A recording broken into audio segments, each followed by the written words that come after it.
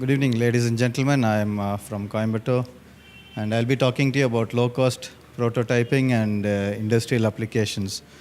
I've been helping a lot of students and projects, and also industries build products around Arduino boards. We also make Freedino and Arduino compatible boards. So let me start off with the history of the controllers. I don't know if many of you have seen this. This is the first home computer that was launched in 1980, and I owned most of these. And started off my computing with the Zilog Z80 processor-based Sinclair ZX80, then 81, and the Spectrum. These were black and white computers, and then this was a color computer. They were mainly used for gaming and developing code. And the monitor was the family TV, so that's why we call them the home computers, not the personal computers. And this is the next 6800 processor-based computers. This is the VIC-20 from Commodore and the C64. And the PET is the beginning of the personal computer. Personal computers were computers with everything built in, the monitor, keyboard, and the storage device. That's the tapes. This was also launched somewhere in the late 80s. And this is the Apples, the Apple 1, the 2, and the 3. Then that's the Macintosh. These were color computers, and Apple 1 was a black and white computer. And the Macs were the first GUI computers. And you see Steve Jobs in one of the ads. So they were quite strict about the hardware and the software. They did not allow anybody to copy the Apples, but I built my own Apple II. I bought one from Singapore. It was called the Pineapple. After I bought the kit, within a month, Apple sued them and saw that they were closed. So this is a 2-drive version, the 5¼ inch floppy drives. So the next slide is more interesting. Okay, now this is the IBM PC. I had one of these with 2 floppy drives. And the reason why the IBM PC, I think, was quite popular or became popular than the Apples was because anybody could assemble one of these. This, I think, is the first open source hardware, I should say. You can buy all these cards from any shop. You can buy an IBM branded system, or you can make your own assembled computer. And that was probably one of the reasons IBM and the clones were very popular in killing the Apples. Arduino, I feel, is a platform that is going to stay for quite some time because the hardware, you have clone hardwares, open source. Because of open source, you have a lot of variations. And also, in this one, you could use any DOS, not only Microsoft. Used to have something called DR-DOS and etc. That's a disk operating system. So that was one of the reasons this thing became successful. I think Arduino platform is also going that way because you have many clones, many shields, and all of them, even the software like Pingino and things like that, which have Arduino derivative software. Okay, this I didn't want to be too technical, but then these are the systems that you've been seeing, the microprocessor systems. Each of these blocks are a couple of ICs and it's bulky. You can't carry them around, but the microcontroller is all those blocks put into one single chip. And that's why they're smaller, lighter, easier to carry around, runs on batteries too.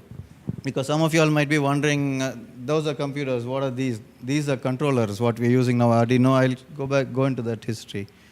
This is one of the most popular Intel chips, the first microcontroller that was really popular. And I've just put this because you can see it's got a lot of additional pin functions here. And this is the first single board computer made out of the Intel MCS 8052 family board.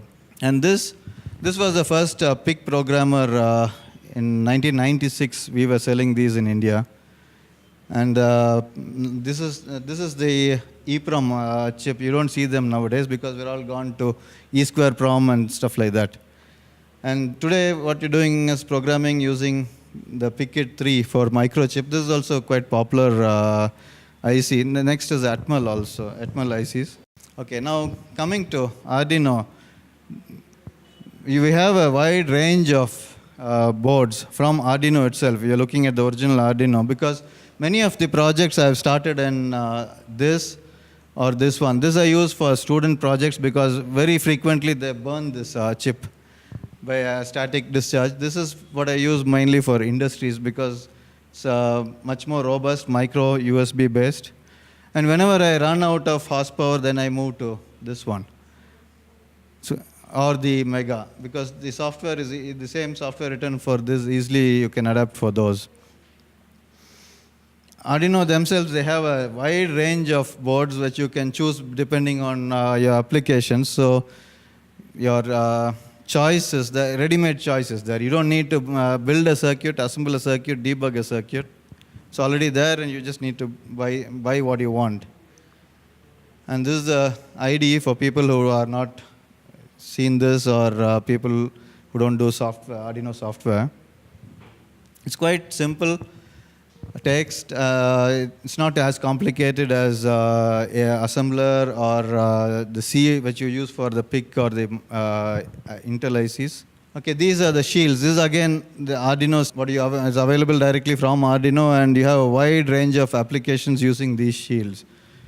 Apart from this, you also have compatible shields or third-party shields that you can also buy. Okay, now this is the most interesting part because I was telling you all about how clones made IBM very popular. Now, because of the popularity of the Arduino platform, Intel has launched something called Galileo, which uses the Arduino software and also the shield compatible.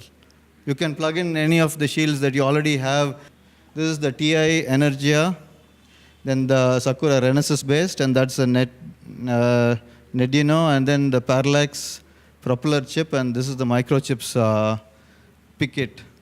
So all of them use the same shield. So again, you have proven shields. If you have bought it for Arduino platform, you can use them on these boards. So when you run out of juice on the Arduino, you can move to these. So you have a wide choice of why it's popular, because the Arduino platform is having so many users.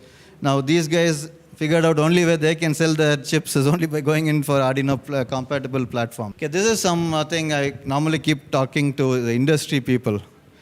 Normally when you are making your hardware, you have to finalize the BOM, do the schematic entry, PCB layout, and then making the PCB is about 2 to 8 days, and then the component purchase, prototyping, and all these. The quickest will be 11 days, and the latest will be for 42 days to create a product from scratch. But when you use Arduino hardware, these things are not required because it's already pre-tested and proven board, so you don't need to do debugging of the hardware. So it's only you finalize the features, buy the components, that's the boards, whatever shields you want, main boards you want, and then assemble it, test the hardware. So that's about, see the difference of 4 days and 11 days and 42 days. This is approximately for the projects what I worked on. Okay, now coming to the software, this is where the catch is. If you're going to do it in C, a decent sized project, this is the time you will be taking. These are some of the steps which I follow. It can change for other people. And this is the assembly, if you're going to do real assembly coding, this is what the time it will be taking. Look at the same thing there. That is 6 hours, 14 hours, and this is 9 and 25 days. So this is where the advantage is. And plus you can have already written libraries which you can just port it to a new board, which is not possible in these situations. So using Arduino, these are the advantages you're getting. Less development time, lower cost of modules, because you're buying modules that are mass produced. You're not going to make 10 modules or 20 modules. You're going to buy modules from people who make tens and thousands of them. So the cost is going to be lower. Electronics volume is bringing down the price. They're highly reliable because the guy who is making these modules in mass volume, they will not take chances to just put some circuit together and see it fry. So all the add-on cards that you buy will be well-proven ones. And easy scalability. Scalability is what I've told you. Once you run out of juice on one main board, you move to another one. Okay, for industrial applications, basically you need reliability, stability, and a wide operating temperature. Today, nobody is offering this, but we will be offering this shortly. And long product life, because you can't keep changing the microcontrollers every 3 years or 5 years. So I'm sure 80 mega 328 will be there for next 10 to 15 years. And long software compatibility. This is one of the main points which IBM PC, because their base is 8080 or 8086 code. It works on all the newer machines and the older machines. So the same thing like Arduino software, I don't think will change much. They cannot change much because of popularity. So whatever you code now can be carried on for a couple of years. Okay, we support the movement too. We also make a lot of we build a lot of hardware. We do consulting also.